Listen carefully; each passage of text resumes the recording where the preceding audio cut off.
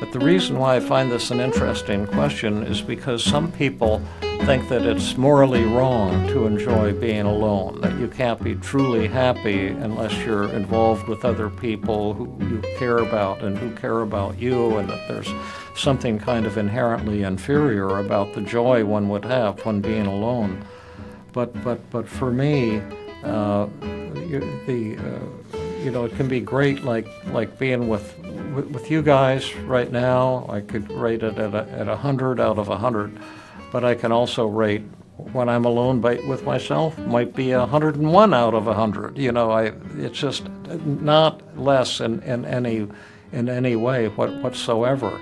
Hello, and welcome to the Feeling Good podcast, where you can learn powerful techniques to change the way you feel. I am your host, Dr. Rhonda Borowski, and joining me here in the Murrieta studio is Dr. David Burns. Dr. Burns is a pioneer in the development of cognitive behavioral therapy and the creator of the new team therapy. He is the author of Feeling Good, which has sold over 5 million copies in the United States and has been translated into over 30 languages. His latest book, Feeling Great, contains powerful new techniques that make rapid recovery possible for many people struggling with depression and anxiety. Dr. Burns is currently an emeritus adjunct professor of clinical psychiatry at Stanford University School of Medicine. Hello, Rhonda. Hi, David, and hi, Matt May, who's here again with us, gratefully so. I want to welcome everyone to episode 413 of the Feeling Good podcast. Hey, Rhonda. Hey, David. Great to be here. Yay. Hi, Matt. Good to see you. It's always great hanging out with you two. Some of my favorite times in life are being with you two. Me too. Pleasure. So I thought I would start our Ask David today with an endorsement from Brittany, who I believe is one of our questioners. And she wrote, "Hi, Dr. Burns. I was listening to your podcast on self-acceptance, and it was really interesting hearing the results. I like how you said, just because we accept something about ourselves doesn't mean we still aren't working on it. I think people confuse that a lot." And then I'll read her question later because it's our second question. But that was when we come to it, yeah. That was a nice, very nice endorsement on her part. Yeah, and that is a common confusion. People have a lot of reasons not to accept themselves, and there's a kind of healthy acceptance and unhealthy acceptance, and most people can't distinguish them, so they think that acceptance means you get stuck in your crummy self, but actually acceptance is the greatest change a human being can make. When you accept yourself, you have made an awesome change, and I discovered someone who said that long before I did. You want to know who it was? The Buddha? Not that early. It was from the 20th century. Carl Rogers. I think he wrote On Becoming a Person, and he was all about listening and empathy and accepting. But one of the fellows on our app team found all of these quotes he had on how acceptance is the same as change, and it really surprised me. I think I might have read about him when I was in college. We had a class on third force psychology, the so-called new psychology at the time, that was going to focus on peak experiences, not what was neurotic about people. And but he was very much into acceptance, and I had always associated his name with empathy, right? Rogerian listening, right? That's the guy. But apparently he was heavily into acceptance as well, which I was excited to see that. How would you describe the difference between healthy and unhealthy acceptance?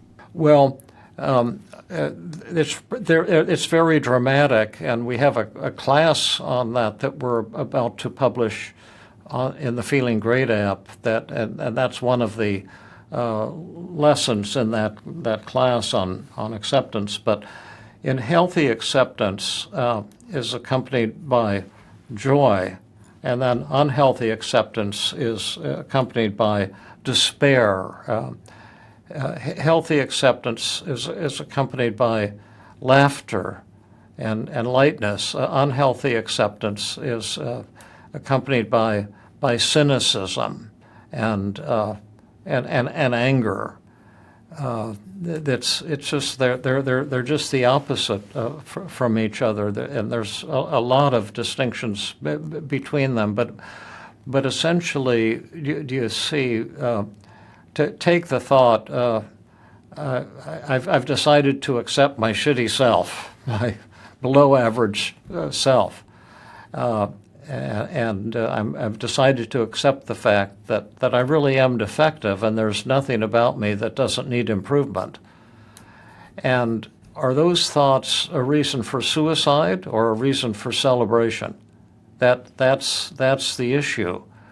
And when you get acceptance, it's not like a death warrant. It's like a celebration of birth. It's you wake up in a whole new universe.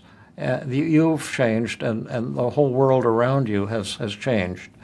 But in unhealthy acceptance, you think it means giving up, never being able to find meaning or specialness or joy in living. And it's something you have to experience to understand. It's like seeing the Grand Canyon for the first time. And when you see the Grand Canyon, it takes your breath away. And you might have seen it on TV, you might have seen postcards of it, but you have no idea what it's like until you see it. And then you say, I remember the first time I saw it, it just took my breath away. I said, I heard there was a hole in the ground, but I had no idea this is what they were talking about. It's majestic beyond belief, really. And that's what the moment you get acceptance, it's that kind of experience. It sounds like unhealthy acceptance includes like resignation and like paralysis. Like you can't move forward, and healthy acceptance is like a joyful dance of acceptance. Yeah. Yeah. I'm dancing. All right. Well, thank you for that. And so shall I... And by the way, I'm recording from our new recording studio in Old Palo Alto. Nice. And I've got 3 cameras on me and all kinds of lights and stuff. It's pretty cool. This is our 4th time recording. We're recording stuff for the app and stories to publish on YouTube, and we've been having a lot of fun with it. Jeremy Matt was with us on all 4 of our recording sessions, and we're both really, really excited about it. We're trying to get all the David stories recorded. And we've already recorded 20 stories. I'm so happy that project is occurring right now. I'm also delighted to be a part of it. Yeah. Yeah. I have one comment. I love that Rhonda is taking some notes, but I can also hear the note taking a little bit. Okay, thanks for letting me know. Yeah. That's okay. I would love, David, just to hear a brief summary of what you were describing. What is the difference between healthy and unhealthy acceptance? How do I know if I'm accepting myself in a way that's appropriate versus inappropriate? Well, do you feel joy or do you feel despair? Do you feel laughter or do you feel cynicism? Okay. Do you feel close to others or do you feel alone on an island? Are you comfortable being vulnerable and open, or are you hiding your feelings behind a false front? It's questions like that. Unhealthy acceptance is the same as like severe depression, and healthy acceptance is like healthy joy and liberation. They're actually the opposite feelings. I have a table in the class on acceptance in the app, and there's about 7 or 8 contrasts. In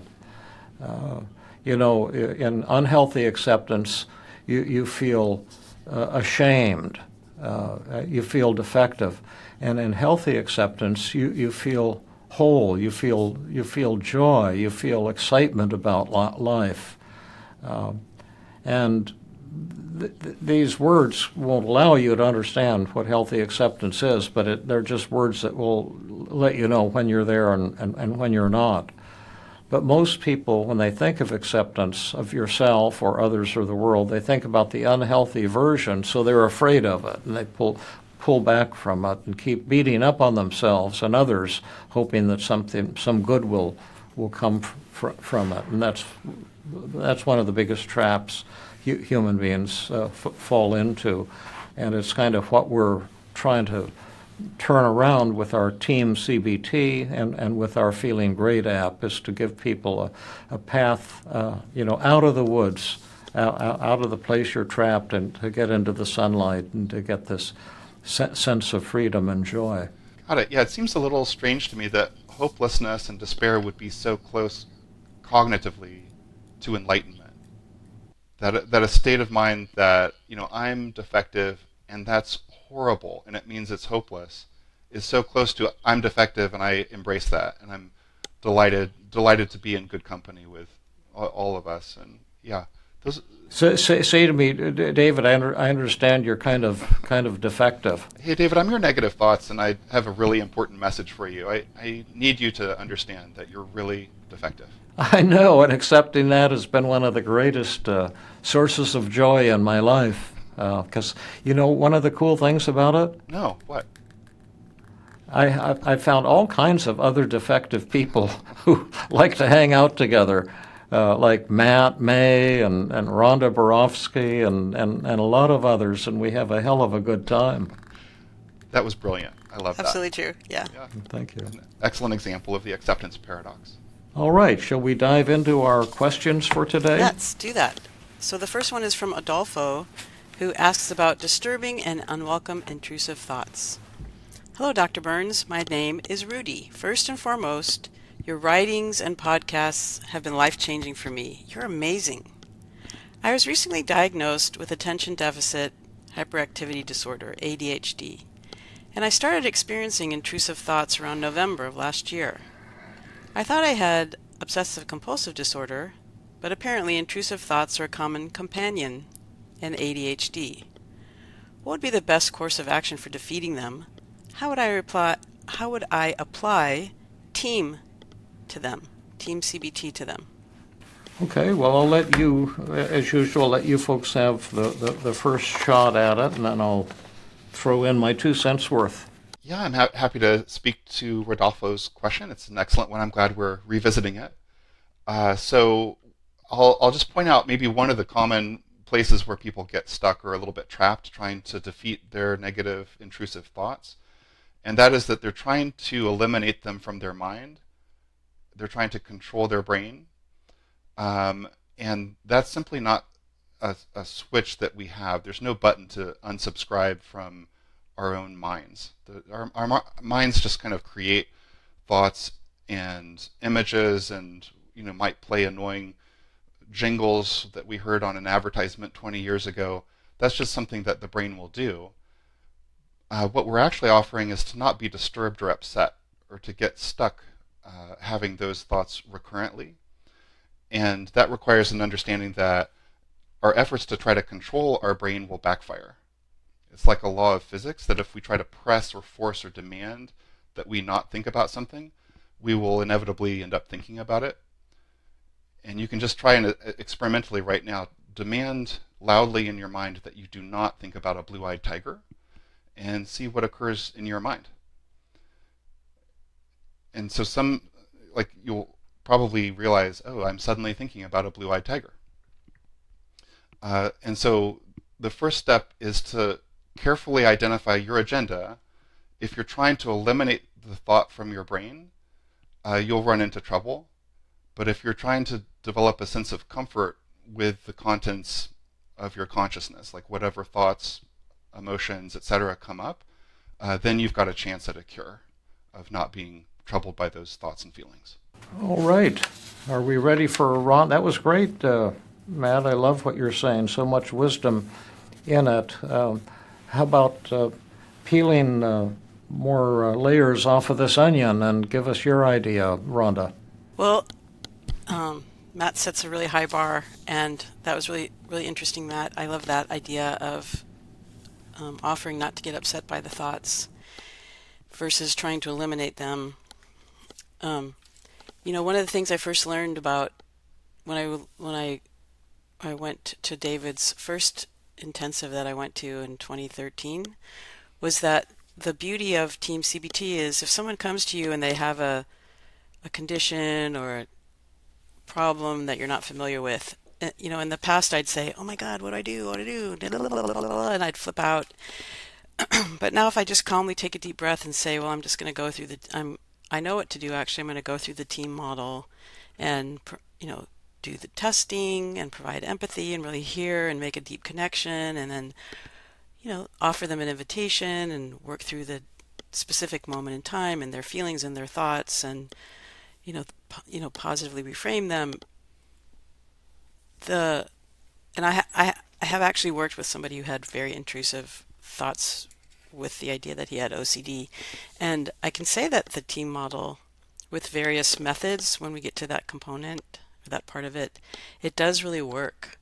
So with the caveat of what you said, Matt, was really, really helpful, coming to peace with them rather than trying to eliminate them. I think just simply following the team model from T to M is a good strategy for any issue. Love that answer, Rhonda. I agree wholeheartedly. Thanks.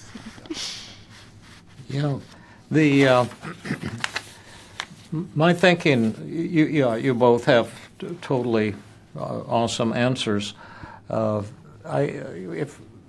don't treat things like ADHD or OCD or try to figure out what people have, because we don't have mental disorders for the most part, but we have a lot of feelings and thoughts and symptoms that can be upsetting, and so I think what you said, Ron, is just so absolutely true. You start out with empathy, and then you look at the patient's agenda and the resistance, and you melt away the resistance, and then you can put together a daily mood log and put a thought in the middle of it, of a recovery circle, and choose 10 or 15 or 20 ways to challenge that thought, which might be, I shouldn't be having these horrible intrusive thoughts.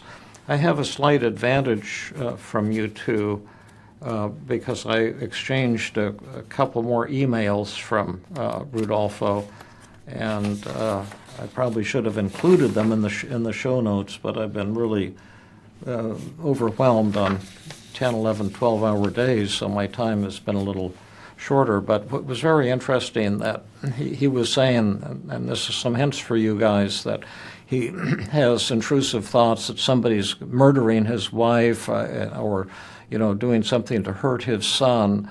And he says it's usually not himself, but maybe sometimes himself. And he says he loves them to death, and he would never do anything to hurt them, but he doesn't know why he's having these intrusive images, and he doesn't know what to do about it. And now that you guys have some hidden hints, what is the cause and cure? Right, yeah. So one thing is that he's not only got intrusive thoughts, but he's also got a should statement that's creating suffering when he has those thoughts. So there would be a number of different ways to help with a should statement, Sure. Another. Matt, what do you think his should statement is? No one should hurt my family. I should protect my family. Oh, I shouldn't be having these thoughts. Right? I shouldn't have such intrusive, upsetting thoughts going through my mind. Right. And my comment is, why exactly is he having these thoughts, and what would be the sudden 100% cure? Well, he wants to protect his family. Like his priorities and values are about making sure that nothing happens to his wife and nothing happens to his son, and his thoughts are there to make sure he's on guard and keeping them safe and doing everything in his power to protect them. And Those are some good and beautiful thoughts. Have any of you ever heard about the hidden emotion technique? Yes. When people are anxious, there's often some, the symptoms of the anxiety are often trying to tell us something. That our subconscious mind is trying to tell us something that our conscious mind can't accept because we're too nice. That's the hidden emotion model. And I'll spill out what I'm thinking if it doesn't pop into your minds. it's always a good one to try when there's an element of OCD, the hidden emotion. Right. But, Could his hidden do emotion you want me be to just anger at his wife and and family? Exactly, and why does it have to come out through intrusive thoughts? Why doesn't he just acknowledge to himself that he's angry and talk it over with her? Well, a lot of people have, a fear or a phobia about expressing anger. Yeah, niceness, excessive niceness is one of the common major themes in all anxiety. 75% of anxious people have this hidden emotion phenomenon, and so I think what's going on is he's this very nice, conscientious fellow. I think we'd all love him if we knew him, but like the rest of us, we sometimes, well, most of us don't get irritable with the people we care about. Isn't that true, Rhonda? That is sadly so not true. Yeah. And then if you have a way of sweeping these feelings under the rug, they come out indirectly, and your anxiety is your body's way of telling you, hey, attend to this. That this is your subconscious mind talking to you. I'm the poetry of your subconscious mind, and you see something happening to kill your wife. Is it possible that you're feeling some anger toward your wife and son? And if you're the kind of person who finds it hard to admit that, because you think, like so many of us have been taught, if you love someone, you'll never have conflict with them, you'll never be angry with them. And actually, the great thing about anxiety and recovery from it is it teaches us that there's far more to being human than what we think. And it had to do with your theme, Matt, of accepting. Yeah, maybe these impulses are telling me I have some anger and some discomfort in this situation, and it would be time to express those feelings and open up. And maybe read Feeling Good Together, learn the 5 secrets of effective communication, and use this as an opportunity to communicate with your wife and maybe son on a deeper and more open level. That would be my kind of simple take on it, and I've just found that is so often true in my own life, because I've had, as you both know, so many forms of anxiety myself, and I've also had this niceness phenomenon that when something comes up and it's upsetting to me, I can't remember what I'm angry about or what I'm upset about. I just feel like the world's going to come to an end, and then that's my body's way of telling me, David, you're upset with somebody or with something in your life. And this, your body is telling you to attend to that. And then when I figure out what it is and deal with the problem or express the feelings, in most cases my anxiety, completely disappears.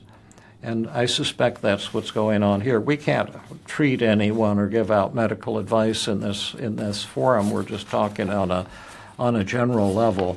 But it certainly looks an awful lot like that to me, and this would be something for Rodolfo to consider.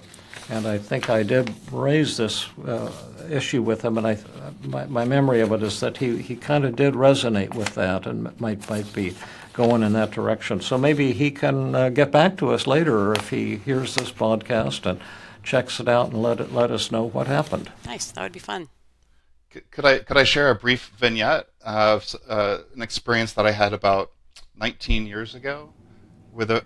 Yeah, that would be awesome. So I had a dear friend who had his first son was born, and one of the things he experienced that he shared with me that was very disturbing to him. His job was to take the boy from downstairs upstairs at the end of the day, and to tuck him in. But every time he was climbing the steps, he would have this intrusive and very disturbing thought of dropping his son over the edge of the balcony. Oh, yeah. Yeah. And he began to think that this meant something terrible about him, that maybe he, is a bad father or is a psychopath or something like that. And when I suggested to him that sometimes our brain is just trying to warn us about things and to make sure we're being safe and careful, and he's probably just trying to be especially careful not to drop his son in that moment because he loves his son so much and cares about his son so much that all of his symptoms went away. He was no longer disturbed. He realized he should be thinking about that his brain is making an effort to I see what you mean, protect Matt. his baby. And Yeah, kind of positive reframing and acceptance. exactly, and then the images actually did kind of go away because he was not defending against them. He welcomed them and saw what they were trying to accomplish there for him. You mean it's okay for me to have these horrible, intrusive thoughts of death to my loved ones? It's okay for other people, but not for you, David. Yeah. Okay, great. And I had a similar one in my past. A doctor came to me. He was the nicest guy in the world, and he was working in a low community with few resources and he was a general practitioner and spending a lot of extra time talking to people and helping them out. And he was just working a 60-hour week and making very little income. And then when then he and his wife had their first baby, and he had something very similar to your patients, Matt. When he would carry the baby, they lived on the second floor of an apartment building, and he would have the fantasy, what if I go and throw the baby over not fall over, but throw the baby out of the balcony over the edge and kill the baby that way. And it turned out to be a very similar thing that what he wasn't dealing with was the fact that a baby, I don't know if either of you have noticed, but they sometimes take up a lot of time in the middle of the night and changing diapers and, crying and needing time and attention. If you're already putting in 60 hours, you may very well be feeling resentment toward your baby, but you feel like you're not allowed to feel resentment because you think you're supposed to be this nice, idealistic person, which this fellow was. And once we brought that to conscious awareness, his solution was a little different from your patient's, but it had a similar wonderful outcome, was to decide to back off, that he just couldn't be doing all of this charity work and providing for his family at the same time, and that he'd have to actually change his schedule and carve out some time for himself to relax and unwind and be with the baby, and stop trying to do so much for everybody, which was a beautiful thing about him, but it simply wasn't workable. So I call that the hidden emotion technique, and it's very common among any of our listeners right now who are struggling with anxiety. This is one of 4 models I use in treating anxiety. There's 4 ways to get rid of anxiety, and this is one of the 4. I usually use all 4 with every patient, so I don't try to have just one technique that cures everybody. I have many. I've got 40 techniques in my book, When Panic Attacks, that can be life-changing for people with anxiety. But this is one of the coolest of all. I'm appreciating Rodolfo for his question. It's really great. Thank you, Rodolfo. Loved your answer, David. You guys too, and thank you all of you who send in these questions. Keep them coming in because you keep us in business. We're not making a ton of money, but we're having a ton of fun. Yeah. Okay, now let's go back to Brittany, who is asking if it's okay to enjoy or even prefer being alone. And she said, "Hi, Dr. Burns. One thing I've accepted about myself is I really do enjoy being alone. I think in the past I would try to find a buddy in an uncomfortable situation like the first day of work or orientation or going to a baby shower alone, etc. But now I find that I am most comfortable when I'm not included with everyone else. However, I think it can come across as off-putting to some people. Sometimes I get the feeling people see me excluding myself as rejection to them. That's not my intention, and nobody has ever actually said that, but it's a thought that pops up. I'm just wondering if you think this form of acceptance is good or bad. I mean, it's been good for me. Maybe it's just bad for others." Brittany. Okay, you guys get first shot at it, and I'll take up the rear and give my thoughts when you two have done your brilliant reflections. Well, piggybacking on what you said about healthy versus unhealthy acceptance, she's asking, is this form of acceptance that she enjoys or prefers being alone, does that, accepting that part of herself, does that give her joy? Does that give her hope and intimacy and laughter and growth? Or is she hating that part about herself? Is she feeling hopeless, isolated, cynicism, resignation? And, if she can, approach this with joy versus approaching it with self-hatred, then that's for her to kind of figure out if it's healthy or unhealthy, right? Well, she's saying she enjoys being alone, and she wants to know if we think that's okay. So what's your vote?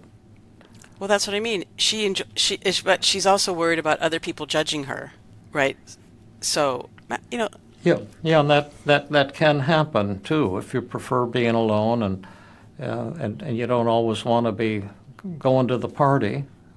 I think this, if we were going through the whole team model with her, I think it would be really fun to do a feared fantasy with her about that, to get her. Yeah, we can maybe do. Yeah, that'd be fun. We can maybe demonstrate that in a couple of minutes here. Good thinking, Rhonda. Okay. What do you think, Matt? I mean, if it's just a simple survey question, then my answer is it's absolutely fine to enjoy being on your own and doing your own thing. I think, if other people, we can demonstrate the feared fantasy and prove that if other people are judging us for that we don't need to be bothered by their judgment, that the feared critic of our nightmares has no teeth and can't hurt us. I think the one caveat I would have is if she has her own personal reason for not wanting to spend as much time on her own. So for example, if it's a goal for her to have a family, but she's not going out to meet anyone or date, then that could be a reason that she might want to be more social or do more dating or something like that. But if it's only the concern that she's letting other people down and they're judging her, then I think we get back to this probable feeling of hidden anger. Like she probably feels a little bit annoyed that she's not allowed to make her own decision and just choose to be on her own. And she could do some methods like survey technique, and she could ask people, is it annoying to you that I kind of prefer my own personal time? As far as I'm concerned, my response would be no. Have the time of your life and enjoy being alone. Yeah. And if you wanted to spend time together, that'd be great too. Yeah, I love that, Matt and Rhonda. My answer would be along the same lines, but I have a personal investment here because I often prefer being alone, and I have to work hard at saying no to things I'm invited to. And fortunately, my wife feels the same too, that we'd rather just, hang out at home a lot. And I love being with our cat and with my wife, or just unwind, watch some TV. And but the reason why I find this an interesting question is because some people think that it's morally wrong to enjoy being alone, that you can't be truly happy unless you're involved with other people who you care about and who care about you, and that there's something kind of inherently inferior about the joy one would have when being alone. But for me, it can be great, like being with you guys right now. I could rate it at 100 out of 100. But I can also rate when I'm alone with myself might be 101 out of 100. It's just not less in any way whatsoever. And I think that's the interesting thing, because there's some people, particularly in the mental health space, who have such strong beliefs that you must have love and be loved, and to be with people you love to feel completely happy and fulfilled. And I can tell you that to me that's just so much bullshit. To me, it's more of a miracle if you can be with people and have a good time. And one of the reasons I enjoy our Tuesday training group at Stanford and being with you guys in podcasts is that we're open and we're not trying to impress each other, and we're just being genuine, which makes it nice.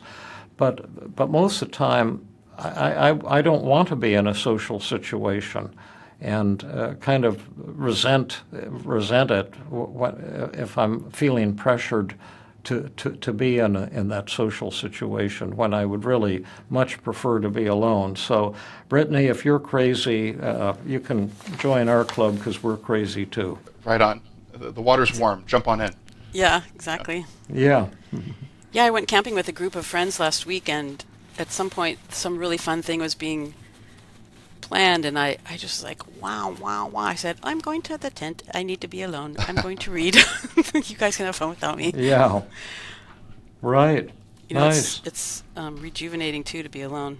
Oh, yeah. Absolutely.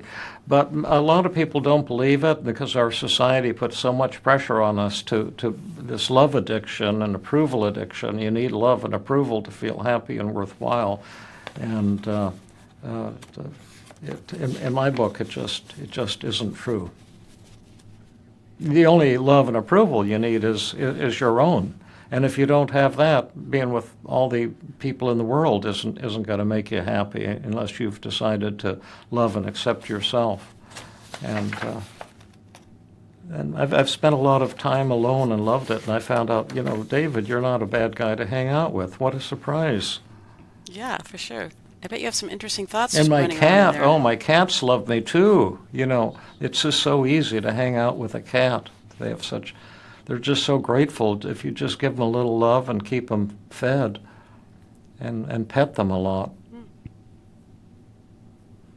That sounded kind of lame, No. but I really mean it. Matt, do you have cats? I'm sadly allergic to cats. I love cats, and they love me. But yeah, I tend to get all puffy in the face and Yeah. runny nose, etc. Yeah. We have allergies in our family to cats, too, so I can't have them. Yeah, it's sad, yeah. Oh, by the way, oh no, never mind. I was going to announce something, but it's still private, so I'm not allowed to announce it without getting permission, I have a feeling. But some good tidings are coming in the direction of our family. Oh, neat. Oh. Yeah. That's very... Right. That's very curiosity generating. Shall we try a feared fantasy? Oh yeah, yeah. Let's just do that. That you're afraid that someone would judge you for enjoying being alone, right? So judge you And, for so- being afraid of being alone. Yeah. Yeah. And so they judge you for being afraid of being alone? For enjoying being alone. That's not what this is about. Enjoying being alone, yes, yeah, and judge you. And who do you want to be? Do you want to be the judger or the judgee? The judgee. The person The being judgee. judged.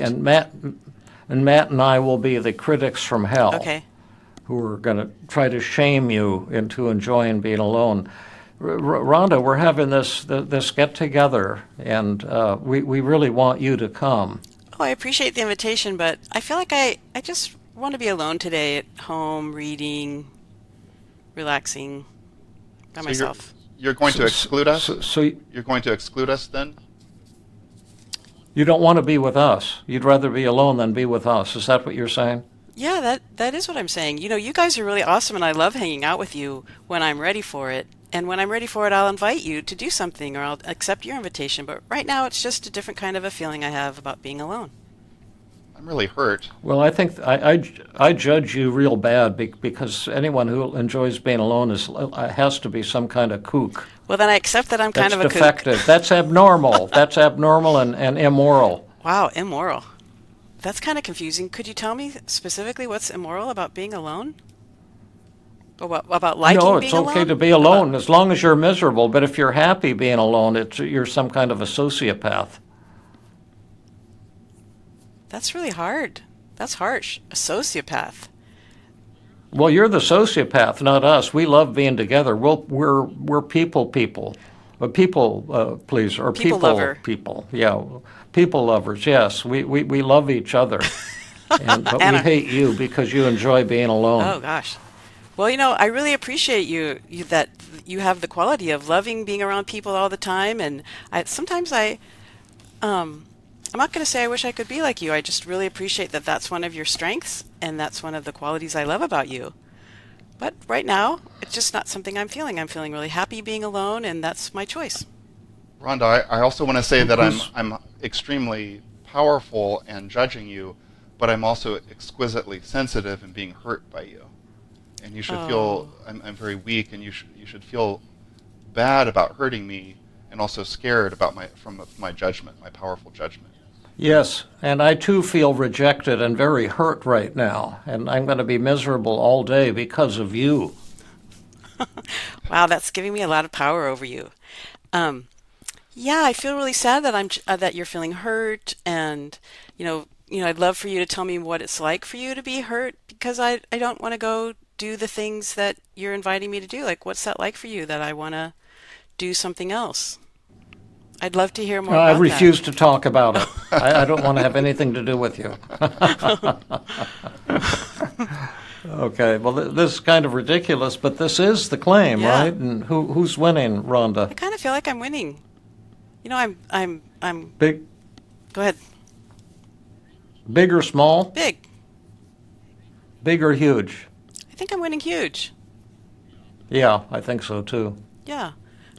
Absolutely. I'm seeing the good in you that you're bringing to this situation instead of fighting you and asking you out of curiosity, like, what is it like for you? And that's right. opening an interesting discussion, or it could. Yeah, absolutely. All right, now what are we going to do here for John from Ireland? Okay, well, let's read what he has to say. John from Ireland asks, "Help! I'm shoulding on myself again. What can I do? Please do another podcast on should statements." Hi, David and Rhonda. I love the podcast and the work you folks are doing. I listen to the podcast regularly, and you're both bringing such great benefits to the world. And we'd have to add Matt to that too. I would love to hear another podcast on should statements. I've been going through a pretty bad and extended period of anxiety and depression in recent months, and I've been really trying to challenge my thoughts, but without much success. I'm addicted to shoulds, unfortunately, and I beat up on myself relentlessly. I've tried to do a cost-benefit analysis, and the motivation piece is a huge part of the benefits side that is keeping me stuck. I really want to give up on my should statements. They're making my life a misery, but I'm finding I don't want to let go of the motivation piece. I have a sample below. I'd love to know if there are further steps or techniques I could use aside from the cost-benefit analysis to address the benefits and the perceived motivation piece so I can fully let go of the shoulds. Thanks so much, John from Ireland. Okay, well, there's an awful lot here, but a lot more writing if you read the show notes. But you guys, once again, share your thoughts, and then I'll see if I can add a little bit to it. He has this example, and he sent me, again, emails with like 30 should statements in a row. The only one in the show notes is I should have plans on a Saturday, which he believes 99%, and he says the distortions there are should, emotional reasoning, self-blame, mental filter, and discounting the positive. And then he does a cost-benefit analysis. What are the benefits of that thought? Lets me know when I'm not performing to the standards I set for myself, shows me my passion and goal in life for doing fun and exciting things, and motivates me, blah, blah, blah. And then the cost is that the emotionally, when I should on myself, I beat up on myself relentlessly, and this makes me feel depressed, anxious, and lowers my self-esteem and reinforces my perfectionistic beliefs. And and other negative costs of hitting yourself with should statements, and then he says the benefits are 40 and the costs are 60. So I'll let you guys dive into this. Okay, I just have one thing to say, Matt. Go for it, Rhonda. Well, it looks like he's leaping to methods before he's done a lot of other work. Like, he's identified anxiety and depression, and I bet there's a whole bunch of other feelings that he has, and has identified this one thought: I should have plans on Saturday. And I imagine if he's coping with should statements, there are lots of other, painful, negative thoughts related to each one of the feelings that he's having. Since we believe that thoughts drive feelings, it would be nice to identify some other thoughts that he has. And then we haven't done any positive reframing.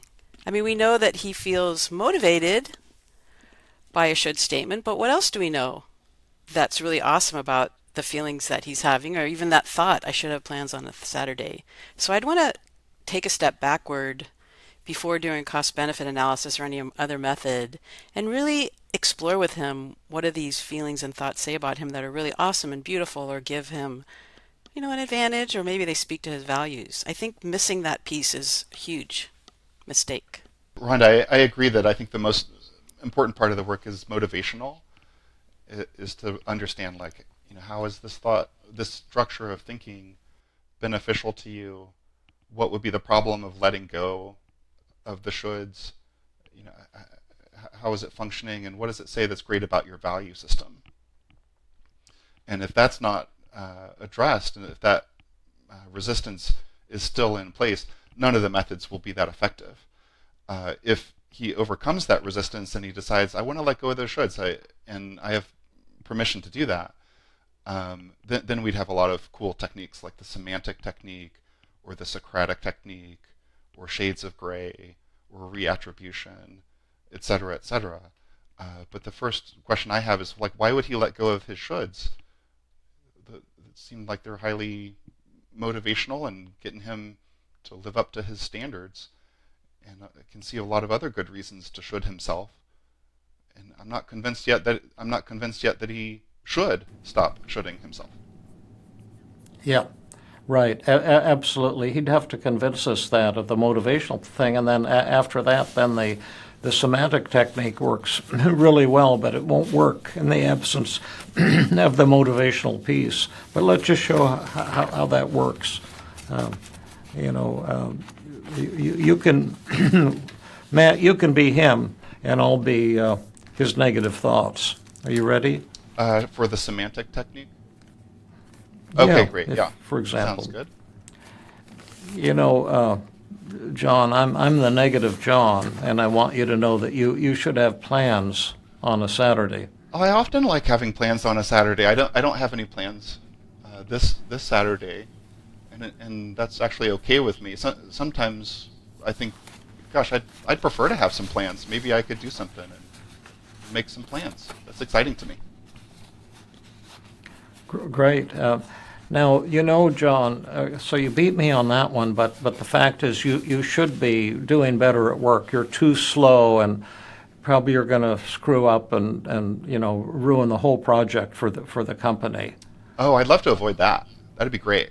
I'd love to be faster, more efficient, make fewer errors. Maybe you've got some pointers for me on how I could do better in that way. No, I just think you're condemned to slowness and inadequacy, and you should be better than you are. Well, if I'm just condemned to slowness and inadequacy, I'll just accept that then. That's okay with me. And I guess I would prefer to be better, but you're saying I couldn't be better.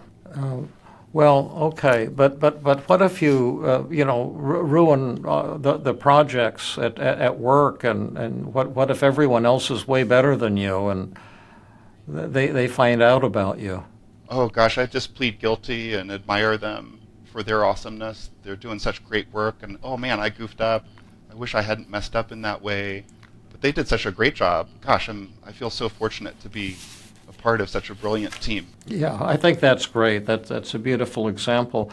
And again, I did quite a bit of exchange with this fellow, and I think he also has some kind of shyness and social anxiety mixed in with it. So he he got up the courage to tell one of his colleagues that he thinks he's working awfully long hours and not being productive enough and barely keeping his head above water, and that he told her that he thought he was the only one who feels that way, and he was delighted when she told him she's been feeling exactly the same way.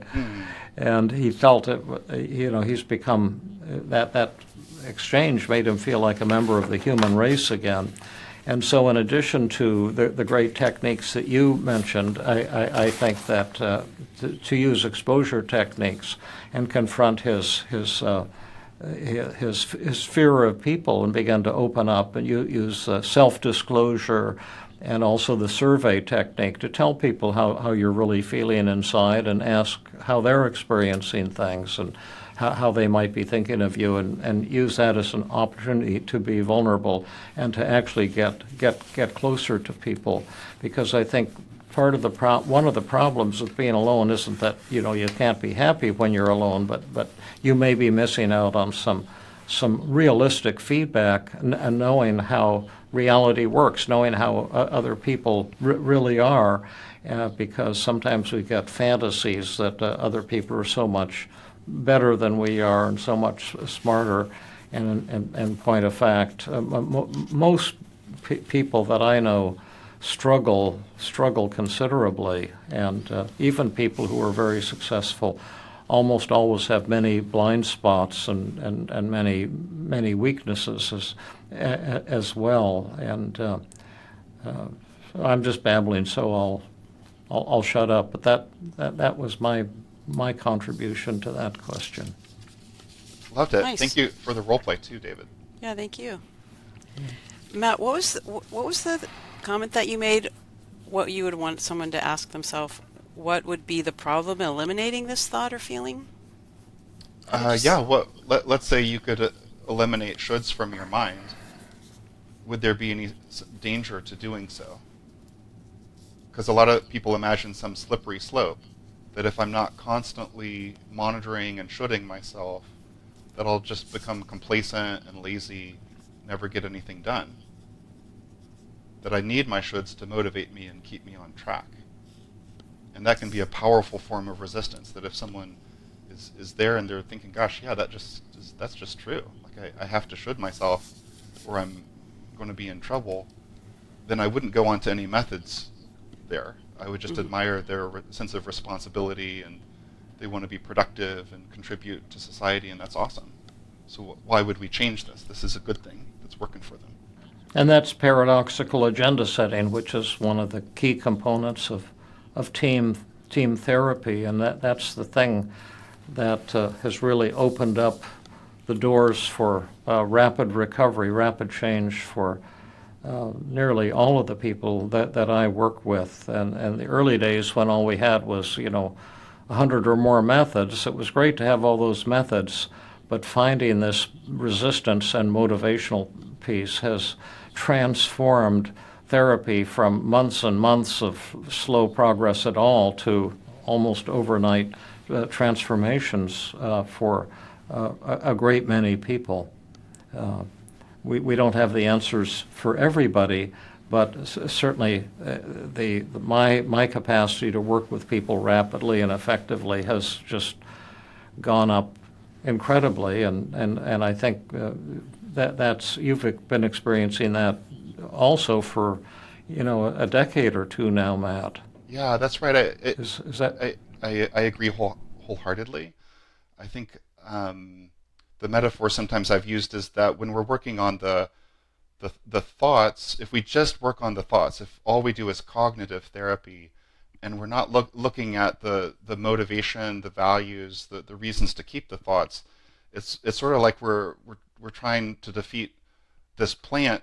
But if we go to the roots, if we address the root of the problem, suddenly the whole plant changes and transforms, and it's easy. It's not a constant hacking away at this thing that keeps regrowing. It's an actual fundamental, deeper type of change and cure that's possible. And would that apply to any of the people who are listening to the podcast today and are struggling to change and have been failing in their efforts with or without a therapist to change? Probably 90% of them, yeah. Yeah. Would you Yeah. ever use the triple paradox, like the advantage of should statements, the disadvantages of eliminating them, what should statements say about them? That's awesome. Is that something that you would do? Yeah, brilliant thought, because it is an addiction. And next time I run into a should'er, people who are shooting on themselves, I'm going to try that exact technique, as well as, of course, all of our regular positive reframing and types of thing, and then the gentle ultimatum, the sitting with open hands. But that could be another nice tool. And we were demonstrating that earlier today with a recording for the app that we might post on YouTube. And I demonstrated the triple paradox and the devil's advocate technique with a colleague who was struggling with overeating, and we had a lot of fun with it. And we haven't seen it or anything, because we just recorded it before we did this podcast today. But I think those tools can apply to any situation that has an addictive component. And definitely should statements. There's shoulds against yourself. We get addicted to that, and that causes guilt, shame, and depression. Should statements against other people. That's the cause of war, violence, hatred, marital conflict, relationship conflict, violence. And then there's should statements against the world, and that the world shouldn't be so screwed up. The world should be better, and those should statements cause frustration, resentment, and a lot of happiness as well. And in all three cases, there's powerful motivational factors keeping those shoulds alive, because people are afraid, if I give up this should addiction, I'll be caving in, bad things will happen, I'll be giving up on my goals for my life, I'll be giving up on my idealism and my chance to score big and make some wonderful achievement. But as it turns out, the reality is just the opposite, that the shoulds, in my experience, just hold me back and create all kind of angst and negative feelings that never lead to creativity or breakthroughs. But you've got to acknowledge the positives in the shoulds, the way they seem to be working for us, as a first step to see, is this something I am interested in letting go of, and maybe they're working for me, so I should keep shoulding away until I don't have any should left in my poopy bottom. One thing I've seen be quite effective that's also an agenda setting for should statements is a version of the magic dial question, which is something like, how much longer should I continue to should myself? Yeah. Should I be shoulding myself at all times from the moment I wake up in the morning? And should I be doing that as intensely as possible? Like, should I maximize my suffering at all times for the rest of my life in order to get the best results here? And then there's another technique I love called how many minutes. David, you should use should statements and criticize yourself. Say that to me. David, I think you're not using enough should statements or self-criticism. You need to do... Okay, great. How many... Would you like me to criticize myself some more? Absolutely. Yeah, a good person would do that. Okay. How many minutes a day would you be recommending, or hours? Just constantly until you're better. Well, I've been doing it for years now, and I haven't gotten any better. So, maybe you just want me to do it forever. I think that would be an appropriate plan. Oh, thank you. That's a wonderful idea, but I think I'm probably going to not go for that. Okay. Well, that's very rebellious of you and bad of you. Yeah, I know. I've been taking bad training from Rhonda, Matt, and David. Okay, well, it's rubbing off. I think it's working. Would it ever be helpful to ask your patient or your client to, you decide how many minutes a day that you want to, should yourself, and you decide when you want to do it. And like, I want to do it at breakfast when I'm having my coffee, reading my paper. I'm going to really should myself intensely then. Yeah, that's called negative practice or, worry breaks, schedule time. You can do that for anxiety or should statements or anything. Just schedule it at a certain time. How many minutes a day of misery do I need in order to be a peak performer? And then if you need 3 minutes a day, then schedule 3 minutes to beat up on yourself intensely. Or if you need 10 minutes, try 10 minutes. It's an interesting concept, and it's an interesting technique. Well, does anyone else have any wise words? I want to thank Rodolfo. This might be your first question, Rodolfo, but it was a humdinger. Brittany, this wasn't your first question. You've actually been live on a podcast with us once, maybe twice before, and you always ask great questions. So keep them coming. And John from Ireland, we love you and really appreciate your interest and your kind comments and great questions. And all the rest of you, keep your questions pouring in here. We're publishing now on YouTube, so your comments can appear on the video version of our show, and they'll appear on YouTube. And so far, we've been able to keep up. I've responded to all of the comments we've gotten so far. We've only been on YouTube for a few podcasts so far. It's something brand new, but we are, we're in video. We love you all, and we look forward to seeing you again next week. Yeah, thanks, David and Rhonda. It's a joy to be with you. Thank you. It's my honor to be here with you.